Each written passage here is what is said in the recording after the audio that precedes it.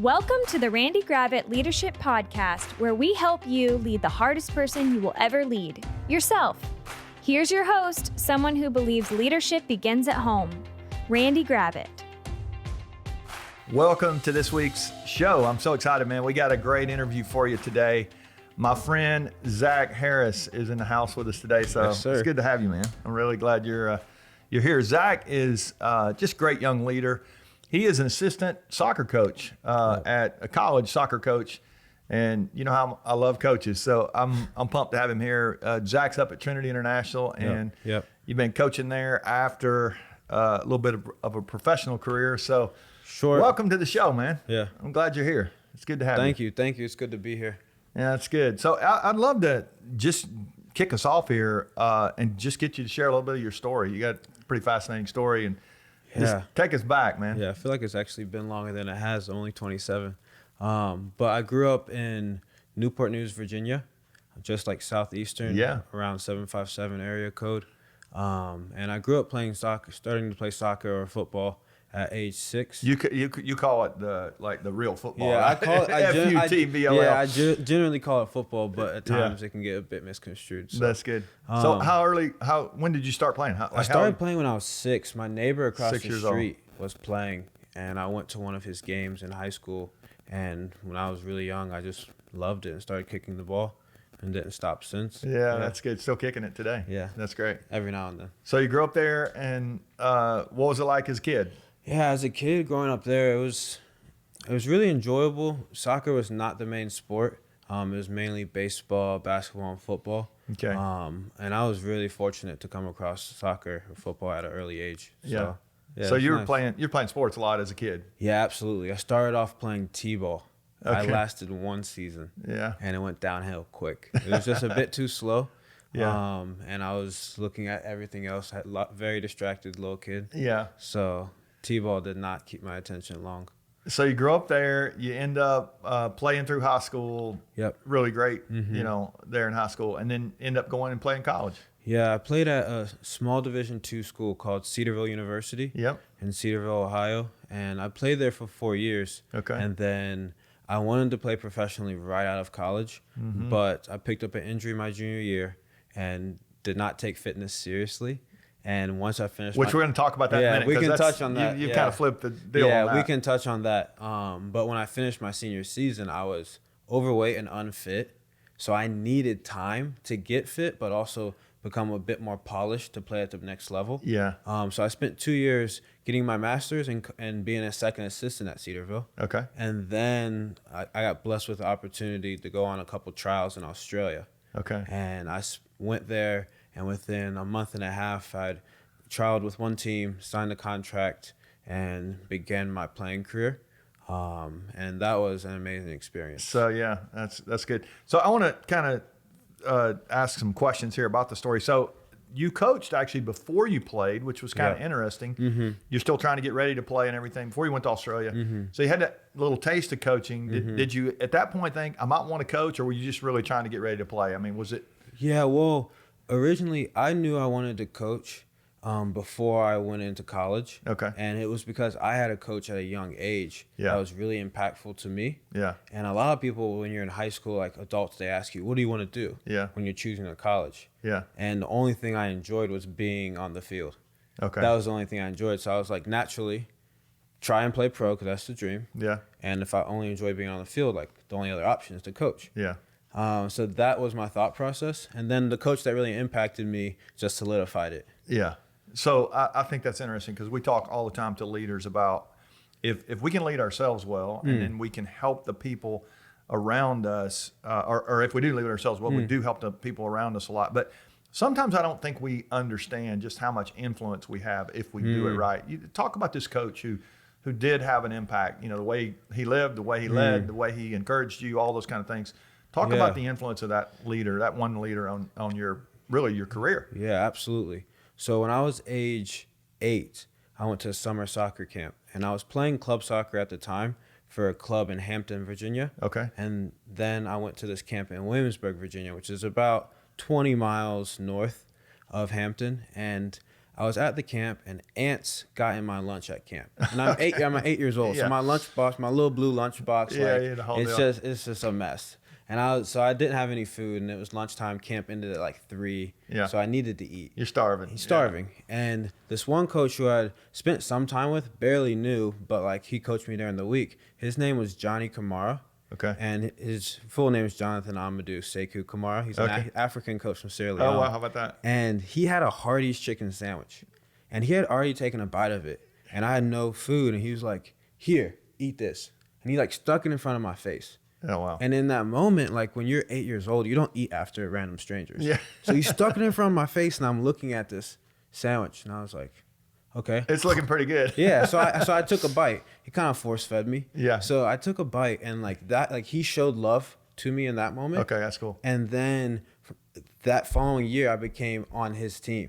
Wow. So like he became your coach. Yeah, he became my coach, and he kind of recruited me. Yeah. So I started playing for him, and then I played for him for like 2.5 years. Okay. And then I had a new coach, but eventually he always kept in touch with my mother and myself as well. Okay. And after my senior year of high school, I reconnected with him on a more permanent basis. And I began to train with him. Okay. And he was a college coach as well at the time. How about that? And it's just a part of who I am now today, my personality and how I deal with people is because of him. Yeah. And his impact Isn't on that me. powerful? Somebody when they get it right, it just helps so much.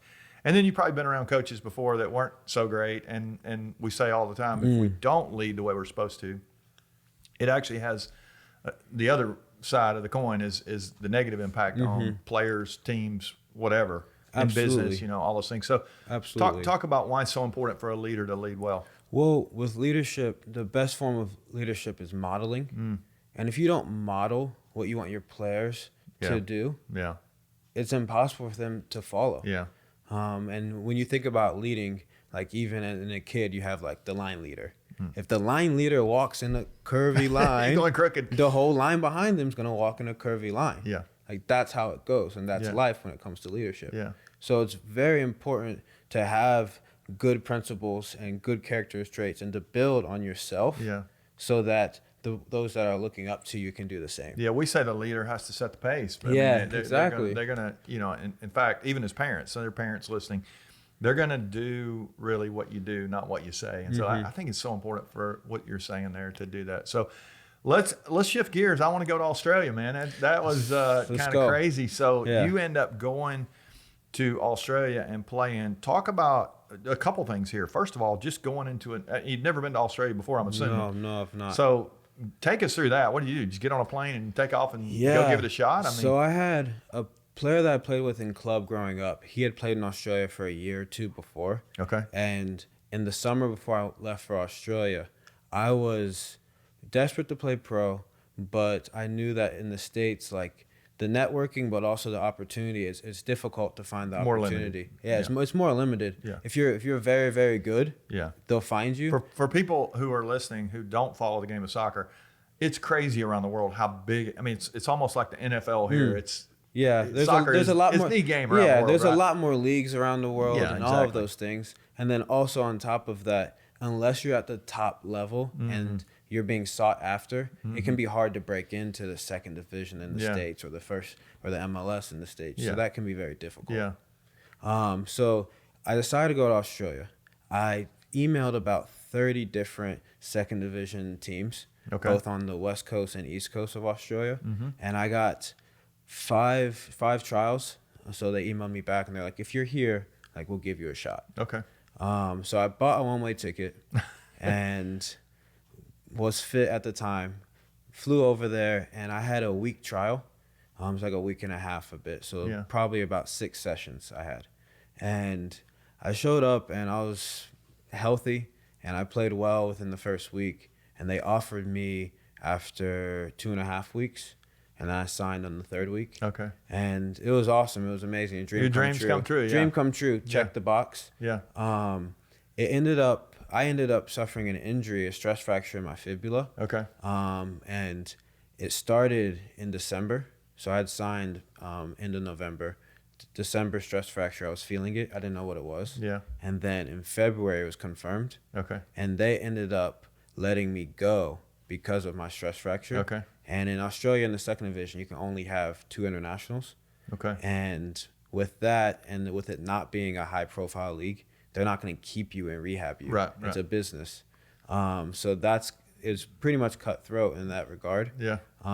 But it was an amazing experience, and it ended up not being what I had hoped in terms of playing professional. Right. But at the same time, to be able to achieve that, very thankful. Yeah, that's great. It's puts you in rare air there as a player for sure. So there's a couple things there that you said I thought was pretty interesting. First of all, you bought a one-way ticket. So one-way ticket. That's you're committed when you're buying a one-way ticket. Yeah, like, absolutely. This is going to happen. I mean, talk yeah. about that, because that had to be kind of, at some point you had to make a decision. Like, you were betting on yourself, right? Yeah, I was betting on myself, and I had a couple people supporting me. The coach that I spoke about earlier, he was supporting me verbally, and I knew of a couple players that had played over there. Yeah. And I was looking player to player, and I was like, I'm good enough. Yeah. Like, I had self-confidence and knew my worth as a player. And then the other side of things is I've been able to travel a lot up until that point. I'd been to England 3 times playing. I'd played in Brazil. I've played in Austria. Okay. So at that point, all over the world you've been. Yeah, at that point I've played in many different countries. So going to Australia was just another country. Yeah. Going by myself and planning to live is a bit different. Yeah. But at the end of the day, I had enough money to buy a plane ticket back. Yeah. If things fell through really quickly. Yeah. And we were going to take the chance. I love that. I love that. So there's one of my favorite authors is a guy named Stephen Pressfield, and he's written several books, but one of the books he wrote is a book called Turning Pro. Okay. And it's about treating yourself in your work. In this particular case, he talks about being a creative, or creatives that are writers and these kind of things. But he talks about moving from a hobby mentality to a professional mentality. And I think there are people listening who they have all kind of dreams. They have maybe 9-to-5 job, or maybe right now it's all over the place with working from home or whatever. But Sure. But there are people who have things they're passionate about. We talk about it all the time. They're creatives. They're trying to get content out. They're trying to help people. So talk a little bit about this mindset shift. I mean, I understand being a college athlete and being a high school athlete and being a middle school athlete. Sure. At every level, your level of commitment changes. Your level, the competition, everything gets. Sure. But when you start, you just said when you start doing something and it's paying the bills, what's the mentality of being a professional at something versus being just a player? I mean, so in the same way, help our audience who is trying to move from a hobby to a career. Like, what's that mentality, and how? Absolutely. Help us there. I think it's important to look to people who have already done it. Okay. And learn from them. Yeah. So I'll speak to that a little bit, and then we'll build into what happened for me. Yeah. If you look at some of the players that are professional, there's players that are professional footballers right now that are 16 years old, 17 years old, 18, 19, which is fantastic. Yeah. They did not turn on the pro mentality when they became pro. Right. They had that mindset early on. Before they were pro. Yeah, before they were pro. Right. And I think that's key. And I hear you too saying the same thing was true for you. Absolutely. You were going, I got to step this up. You have to step it up. Yeah. You have to switch it. If you want something to be your life and to be a job, you need to treat it as such. You got to put the time in. You have to put the time in. You have to build skill. Yeah. You have to build skill. You have to invest in yourself and be very intentional with your time. That's great. Your actions have to line up with what you say you want to do. Yeah. And if you want to play professional and you're not, if your actions aren't lining up with this outcome, you're just delusional at that point. It's not going to happen. It's not going to happen. Yeah. And there's people who get away with having certain. They got so much skill, they can't mask they it can for a get while. away. Yeah.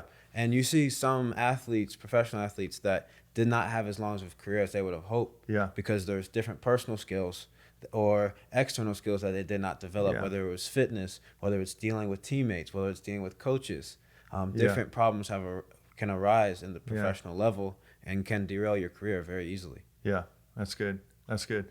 I was a year or so ago. I was at a story conference, and the guy Leslie, the guy that wrote Hamilton, helped one of the writers from Hamilton, the musical. Sure, yeah. He was there, and it was crazy. He was telling the story about how before he became famous, Hamilton obviously is blown up everywhere. Yeah. You can't get I don't know if it's even going on right now with everything going on, but but you couldn't get tickets before. And I had a chance to actually go to Hamilton, see that, and it's just fantastic. And you look at this thing, but you hear the backstory. And this guy he shared with us. He said that before this happened, he was struggling. He wasn't doing very well at all. He was about to give up his career. He was going to go be a barista. Is what he said, which is crazy if you think about it. And he said his father-in-law actually was the one who said to him, "Before you quit, I'd love to see you give it everything you got. I'd love to see you try. One time in your life, see you try." And he said it was a time where he had to do some soul searching and go, you know what, I really have not given this my best. And then, the rest is history at this point. He went in and doubled down and started having this mentality you're describing. And man, what a gift Hamilton has been to the world to get that out there. But it wouldn't have happened the way it is now had it not been for Leslie's father-in-law saying, you got to step this up. You have to fully go after it. You got to go after this. And I think, you just hearing you talk there, it's amazing how many people have lots of talent. Maybe they have even more talent than the people around them. Absolutely. Natural, ability.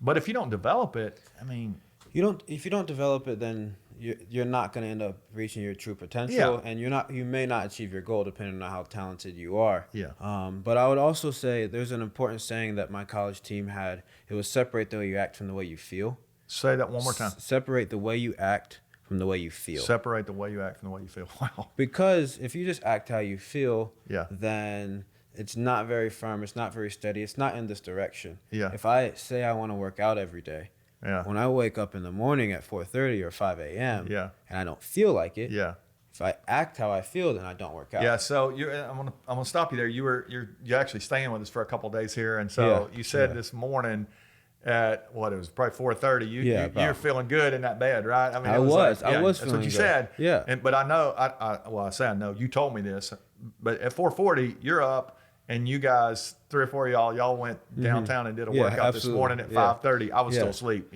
so I get it in later. But talk about that. How do we separate the way we feel from the way we act?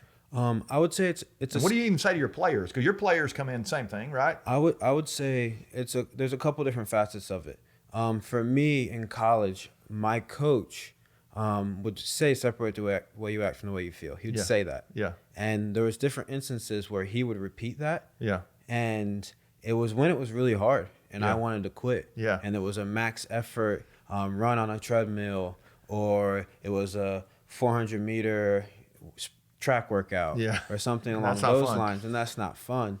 But it wasn't until I finished college and really understood that in order to achieve what you say you want to, you have to be able to do that. And what happened was I wanted to play professional, and I decided to go fully after it. Like you said, a lot late.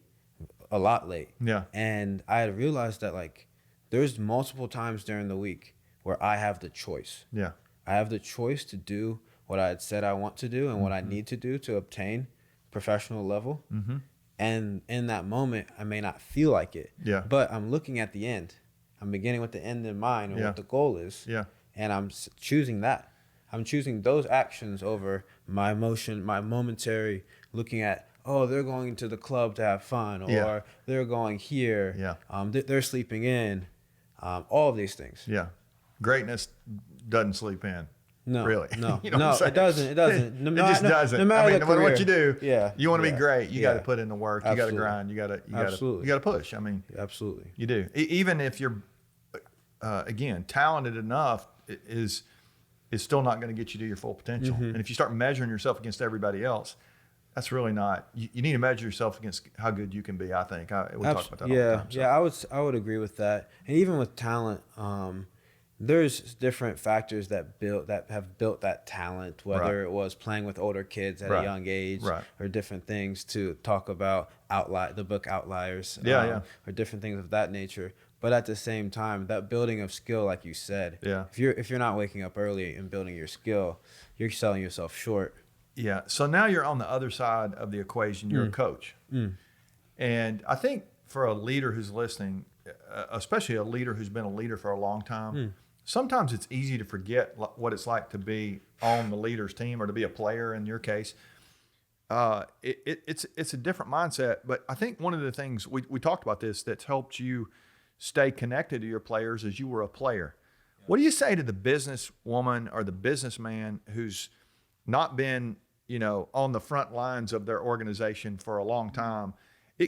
Can it be really easy to forget what it's like and it's hard to relate? I mean, talk about the importance of having conversations with the people at all levels of your organization. Yeah. I mean, I think that's something you got some really good insight on. Yeah, absolutely. I would say I've learned from Brett Farrell. He's the head coach of Cedarville University. Yeah. And he's been like a father figure to me. Okay. And I lived with him for 2 years after I played for him for a few years. You coached there. So I coached there. So I was with him. Yeah. And I learned that if you lead side by side, and lead by example, then you're inherently learning from how the players are feeling and how you're impacting them. Yeah. But you're also in tune with who you're leading. Yeah. So if someone actually has a complaint about what you're doing or what the organization's doing, if you're not close enough with them for them to share that, it doesn't matter. Right. It doesn't matter. They're going to keep it inside. And then, and I was going to say, whether let's say I'm leading you, if I don't have those conversations,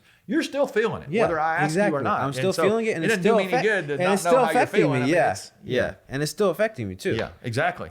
So it's causing you to not want to be engaged. I mean, all kind of stuff. Absolutely, lazy, not results. Yep, not wanting to go to work. You don't have respect for the leader. I mean, all that. So and it's really then important. I'm bad talking you behind your back. Yeah, that's not good. It's not fun. I haven't done that. Yeah, that's good, man. But still, that's good. It's important to lead side by side, to be a part of the culture that you're trying to instill. Yeah. A lot of times leaders are here and they say their culture is what they've developed in their leading. Yeah. But you need to be here in the culture. Yeah. And a part of it. Yeah. And when that happens, you're in tune with whether it's going in the right direction or the wrong direction. Yeah. So you're a big teams guy. I mean, you feel like team. Now there obviously has to be a leader of the team. Even at practice as a high schooler, there's a line leader. There's a coach now. I mean, the coach got to be inside the culture. But talk about the power of teams. I mean, it's just I mean, soccer really is, I think they call it around the world, the beautiful game. I coached, my kids played. I mean, it's a great game. Mm-hmm. It's a low-scoring game. It's not, it's not like an NBA game or whatever. It does depend on the match, but it's a lower-scoring game. Yeah, absolutely. For sure.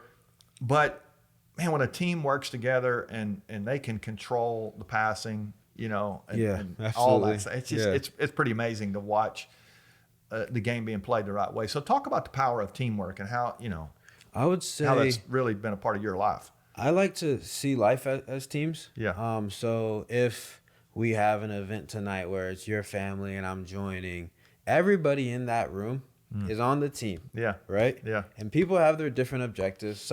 Everybody wants to have fun, hopefully. Yeah. Right? And everybody's going to be a part of that fun. Yeah. All right? In some way or another. If we're talking about from a business standpoint, from the janitor to the CEO. Yeah. Everybody's a part of the team. Yeah. And everybody has their role. That's a great reminder. Yeah. So it's very important to understand your role and to buy into it. Yeah. And if you're not bought into your role, then you either need to leave. Yeah.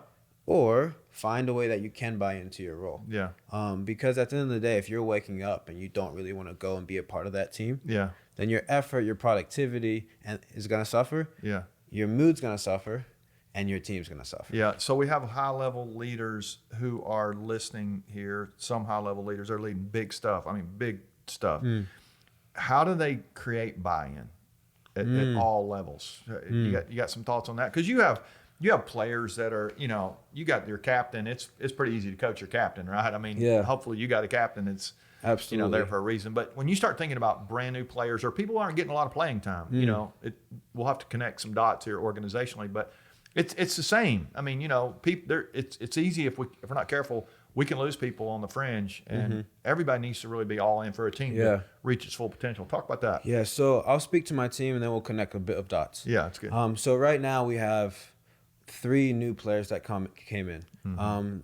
2 are transfers from community college. 1's a freshman. Okay. So they're sophomores and freshmen. Yeah. And 2 of the 3 of them want to play professionally. Yeah. Okay. Okay. So they're coming in. The school I coach at is a Christian institution. Okay. All right. So faith is a big part of what we do as a program, but also as an institution. These players coming in at times don't really buy in to the program. Right.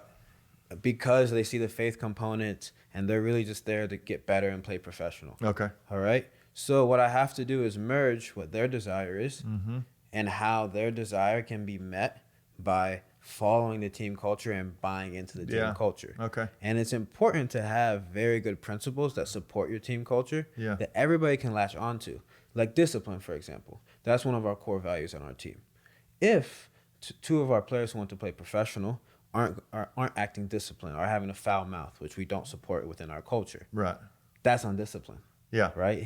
That's not being self-controlled. Yeah. Right? If they want to be lazy and not track back defensively, that's being lazy. That's not going to get you to the professional level. Right. So you hold out their desire in front of them. Right. And once you hold out that desire in front of them and you show how their actions aren't lining up with what they want to achieve, buy in. Yeah. Or you're not going to achieve it. Yeah, that's fantastic. Talk about recruiting here for a second, because you know, if I was coaching the coach here, I would say, I would ask the question: Are you at times tempted to, I won't call violate your values, but you just shared an example there of, you got these guys that are not probably totally embracing what the university stands for, but at the same time, you got to have really good players to try to compete at the level you are.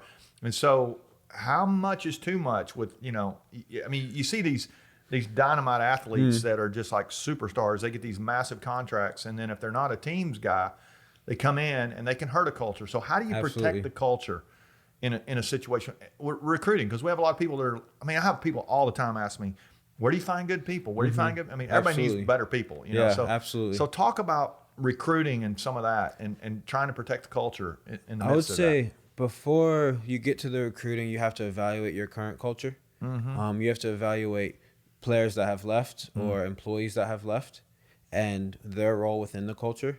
So within a team, you have standard bearers. Yeah. Those athletes or those employees that are just exactly what you want. Yeah. You see it, they're everything, ticking all the boxes. Yeah.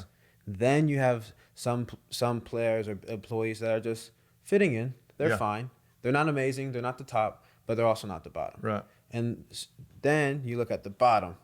And if the critical mass is the bottom, players or employees that aren't following the culture, then you have a problem. You have a problem. Then you have a problem. Then you need to recruit more people who are going to be at the middle or the top end. Yeah. Standard bearers or just fitting into the culture. Yeah. So it's very important to evaluate that when recruiting. Would you say you need to invest more in your, what you call it, standard bearers? I like that. The people that are helping you grow the culture. Ultimately, you'd love for everybody to be doing that. But absolutely. At the beginning, maybe we need to invest more time in the people that are our allies in the task. I think definitely investing more time.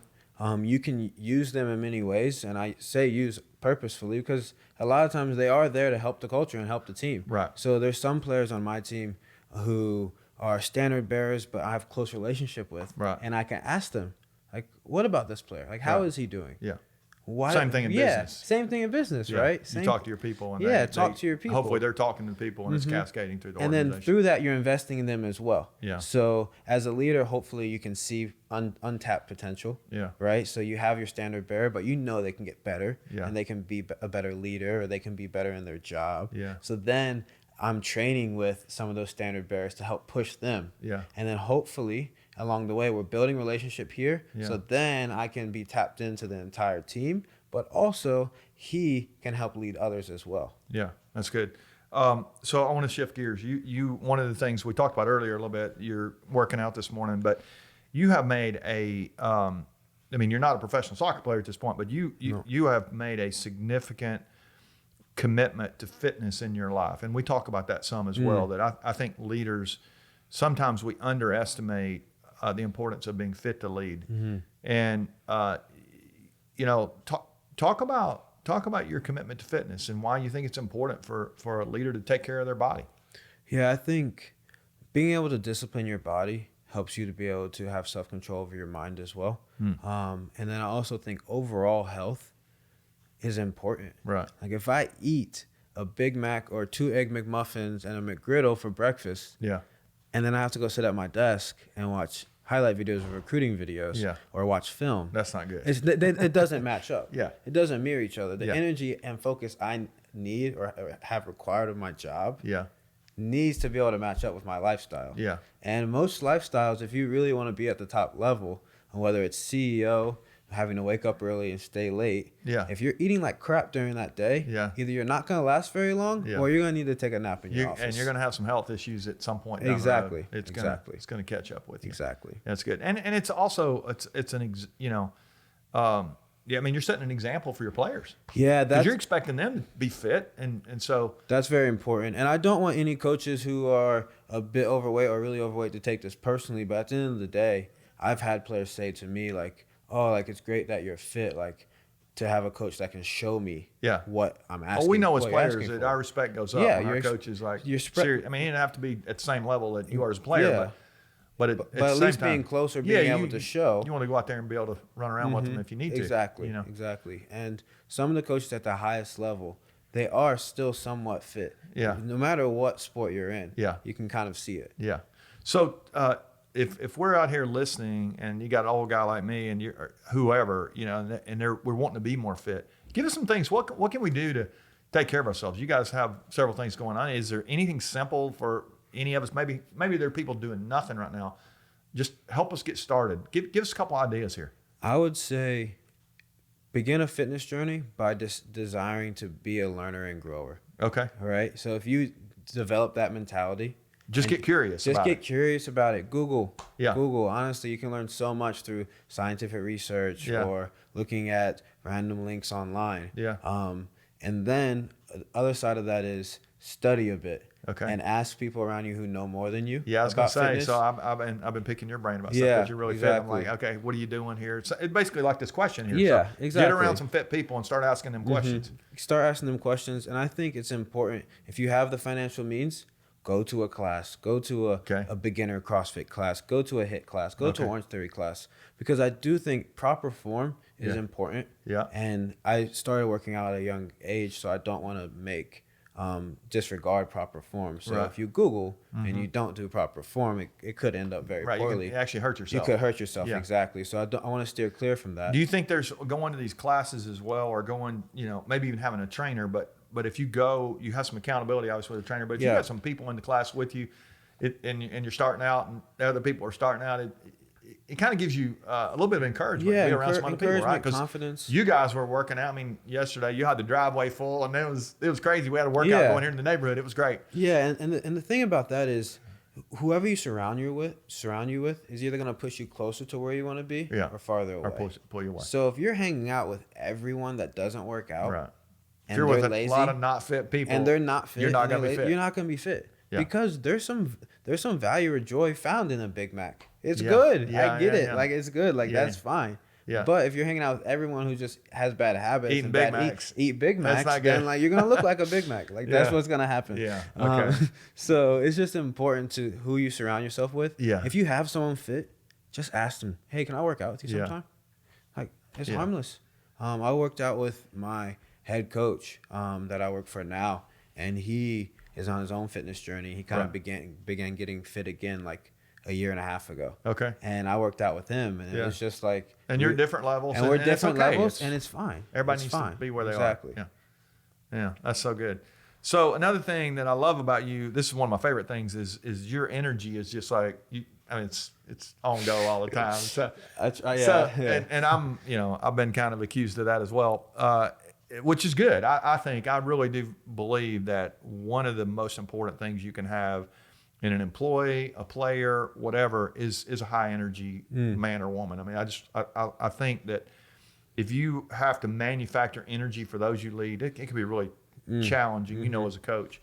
And so I think that energy is important. Where does your energy come from? And maybe some of the working out and some of that stuff, but just talk about the importance of energy and how that's helped you get where you are. I mean, some success you've had has been because of that. So a little bit is how I'm wired. I'm naturally a hyper kid when I was younger, and now I'm still have that energy. Yeah. When I was like 4 years old, like I just saw a ball and randomly just ran in front of the car. Just like I just like knee-jerk reaction, just like trying to do. You have things. a bias for action. Yeah, bias for action. I'm very impulsive at times. But in terms of now my energy, I think I've been given a bit of self-awareness to know that is a gift of mine. So I try and flex that. It's infectious. I try and flex that when I can, Yeah. if it can add value. Yeah. It can get too much at times for others and for myself. And then you end up just drawing attention to yourself, which exactly. that's not what we want. Which is not what you want. Right. And you want to make sure you're walking that line Yeah. finely, but also taking time to reflect. I think being aware of it's good. That's a good word there. Yeah. Yeah, that's good. I always said to my players when I coached for about a decade myself, and I always said to my players, which I don't know if this is good advice or not, but I love that mentality of being aggressive, bringing energy. And I would say to them, I would rather you do the wrong thing at full speed than the right thing in a passive way. I mean, Absolutely. Isn't that true? I mean, it's great. I want you to do the right thing at full speed, but if I've got to choose between the two, I would rather have them be aggressive and make a mistake than get everything right and be passive in their approach. You agree with that? I agree with that 100%. I think there's a tendency to some people who are reserved that are listening even just naturally more reserved to say like, oh, like that's not me. Yeah. And that's okay. Yeah. Like that's completely fine. Yeah. There's still a measure of being confident and still accomplishing a task or attacking a task 110%. Then whether I'm highly energetic and someone else is reserved and going 50% or being a bit scared. I think you can be reserved and still dial up the intensity. Absolutely. And you don't have to do it in a loud way. Exactly. But you can do it in an intense way. Exactly. Even if you are reserved. One of my close friends, actually, your son-in-law, Arion, he is someone who can definitely flip the switch. Yeah. And sometimes he's a graduate assistant on our team, obviously. Yeah. And whenever we play, sometimes like he'll realize that, okay, like it's time to flip the switch. So if he's hopping into the session and he turns it on, he has a reserved personality, but when it's time, he can motor down. It's time for him to switch on. Energy and effort is 120%. Exactly. Yeah, that's good. Okay, so I want to talk about music. So one of the things that you love is music, Absolutely. right? Talk about how because again, when people are leading themselves, I always try to encourage them. You got to do what fills your tank back up. Absolutely. And you got music going all the time. Yeah. So talk about that. Absolutely. I was living in Liverpool my sophomore summer in college. Yeah. Okay. And I was reading this book called Champion's Mindset or something along those lines. Yeah. And it was talking about getting in the correct mindset for competition and how making a playlist or like being confident and feeling confident is important before competition. Yeah. And there were certain songs that linked to that period of time in England when I was playing at my top level in a while that I put in a playlist, and it was my confidence playlist. Like that's what I labeled it. And that like put me in a certain space where I was like, I'm ready to compete. Yeah. Like, and I was thinking about that time and how I felt and how I felt elevated from a confidence standpoint and my level and my game. Yeah. And that helped bring me into that space. And I don't use that per se anymore because I'm not competing as an athlete. But in terms of how music can assist you in terms of your day-to-day life, I try to flex that as much as possible from a social standpoint, from a personal standpoint, from a faith standpoint. I think music can be an asset if you use it properly. Okay. I would also say it's important to note that having music on 24/7 can be a danger. Can be a distraction. Can be a distraction. For me personally, like if I had it my way, I would have music on right now. I would have music on when we finish this. I might change the music depending on the vibe. But you're like the DJ, man. You coming in, you're taking over the music. Yeah, absolutely. It's been fun. Yeah, like that'd be my ideal. But I also understand like there's a moment and value for silence. Yeah. So I do think really there's a balance there. Which I want to kind of shift here into we talk about, and I'm actually doing a course. I'm about to do a course, Really? 21 days to your best year ever. And That's cool. So I can't wait for you to hear that stuff. It's going to be good. But one of the things we're talking about is winning the first hour of the day. And in that idea of getting your day off to the right start, I think music can be a part of that. Yep. But there's other things that can be a part of that. And Absolutely. as I begin to think about that, I'll be encouraging people to choose your favorite place to be during that hour, your favorite music if you want to listen to music, your favorite book, whatever it is. I think there's something about having your favorite journal and your pen you like and the chair you like, and I mean, whatever it is, I think there's something powerful about knowing what it is that brings you alive. I hear you talking about that when you say this, when you're in England, like this is the thing that got me into the space to be able to dominate my, in your case, a practice or a game or whatever. Absolutely. But to dominate my day, do you agree with that? Or you think there's, I'm not even sure I asked a question there, but it's literally, isn't it important for us to figure out how we work and how we think and talk about that? You have to manufacture your environment for success. Yeah. At the end of the day, and in each moment you come into, whether there's other people that are impacting you or not. Yeah. You are an active agent. Okay. To accomplish said goal of said hour. Yeah. All right. So like right now, like you're leading the conversation, but I'm an active agent in this conversation. Yeah. And I have to bring something. Yeah. So I have to manufacture whatever type of environment or mindset to be in that space, to compete and to be here. Do you think there's power here? And I loved what you said in having, I got to bring something because people are depending on me there. I mean, there's somebody listening to you right now who's probably being encouraged by your energy and what it is your ideas, these things that you're bringing. Same thing's true when you go to practice as the coach. Absolutely. You got to bring it as the leader who's listening. They got to bring it for their team. I mean, that's huge stuff. I think that's definitely can be empowering, and I think having being self-aware and knowing that this is the situation. People are depending on you. Yeah, people are depending on you. At the end of the day, like everybody might have a different desired outcome of a meeting or an event. But you're still a part of that. Yeah. And you have your own agenda as well. That's great. And at times it's great to be aligned, for everyone to be focusing towards the same goal, going back to a fun event. It would be fun if everybody wanted to have fun. Yeah. But there might be someone who is in a bad mood. Right. Right? So maybe he needs to be encouraged. Yeah. Right? Maybe that's his goal, is to be encouraged. Yeah. So he's an active agent in that way. So I think it's very important to understand the balance of that as well. Yeah. When we talk about self-leadership with our audience, I always remind them, the hardest person you'll lead is yourself. And if you can lead you can lead some stuff. That's really cool. Absolutely. What are some things you do to lead yourself? Some other things. You like the music, you got, but like you got other things you do, fitness, obviously important. Fitness Give us a couple other ideas, things that you do to say, hey, here's what I do to try to take care of myself. So I'll be at the top level to be able to influence in the best way. I would say reading is important, and this is why. If you you're the only one in your mind, and if you don't have positive external influence coming in, then it's easy to steadily decline. Yeah. Whether you're having a bad day, or you just lost a game 5-0, and you didn't scout the other team well, or you had to fire an employee, or you made a mistake in the numbers department or whatever. Yeah. Like, if you're not being fed by people around you or by a book even, someone that you trust and is reputable, then it's easy to go wayward and to go south. Yeah. So I think reading's important. It really is. You have favorite kind of stuff you read? I mean, I'll read the Bible. I will read the Bible in some mornings. And then there's at times I'll read different leadership books as well. Okay.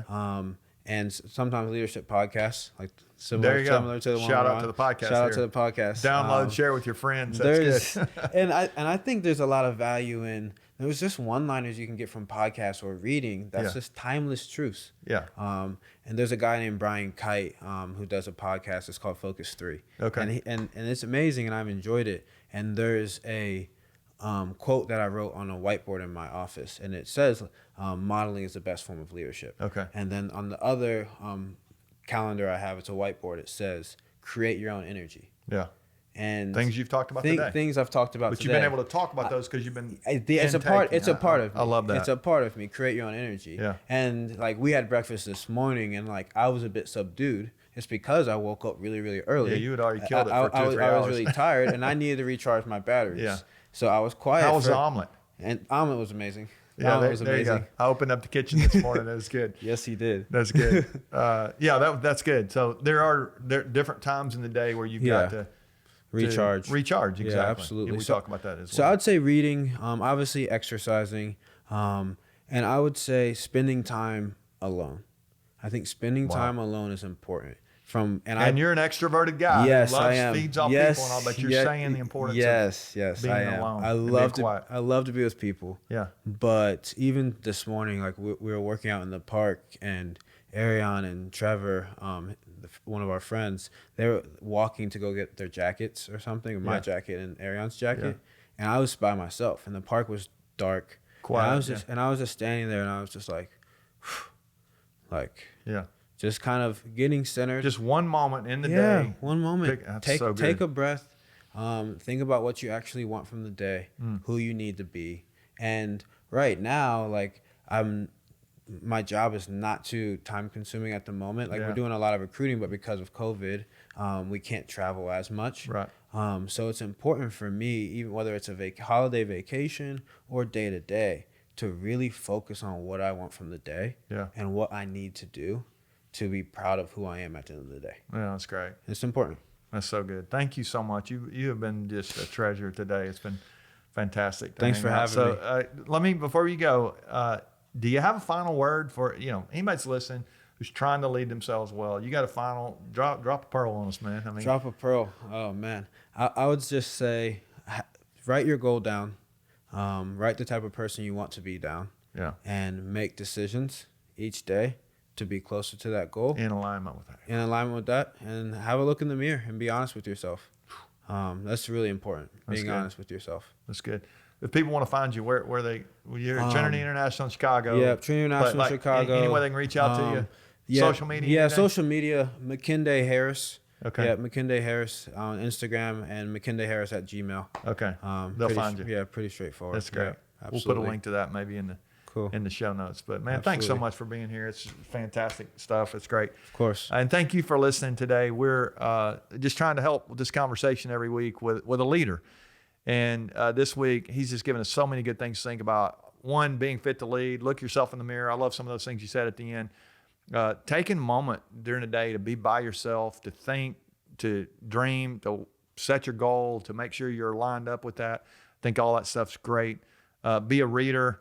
Honestly, understand the importance of not just being above the culture, but you are the architect of the culture, and that happens best when you live inside that culture with your people, not above your people. Good leaders do not think these are my people. Good leaders really understand that it's a team together. And so just want to encourage you to take some of the things that Zach has said today and really apply them into your life and leadership. Remember, if you can lead yourself and you can lead yourself well, you can help a lot more people and you'll be a much more effective leader. So we'll see you next week. Thanks for listening. Hope you'll share with your friends and family. And never forget, leadership begins at home. Thanks for listening to the Randy Gravitt Leadership Podcast. If you enjoyed today's show, we ask you to leave a review if you haven't already, and subscribe so you'll be alerted when we post new content. We also encourage you to share a link with your friends. Tune in Friday for another episode with a special guest leader. Now, go lead yourself first. Remember, leadership begins at home.